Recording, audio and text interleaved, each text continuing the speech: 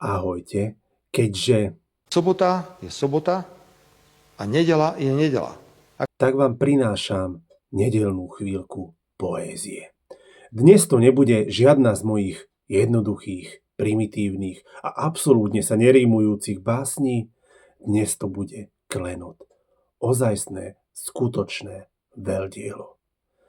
A chcem vás poprosiť, príjmite to odo mňa ako od amatéra s láskou. Ján Hospodár, Memento. V tieni stromov, kde ozvena strachu ešte teraz znie, kde nenávisť svoj tieň na národ vrhlá, tam padol muž, tam klesol k zemi, obeťou vášní, čo srdce trhá. Pán Fico v bolestiach, v skúške ohňa, prežil útok zloby, hrozný čin. Vstáva z popola ako fénix mocný, s odhodlaním, čo horí v duši, to miesto navštíviť musí.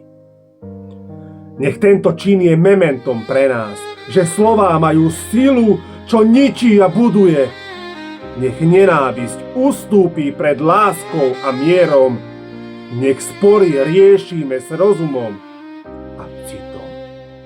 Pán Fico, nech tvoja sila a odvaha sú nám príkladom, ako v ťažkých chvíľach stáť. Nech tvoja obnova je symbolom nádeje. Nech spoločne dokážeme nenávisť prekonať. Napísal Ján Hospodár.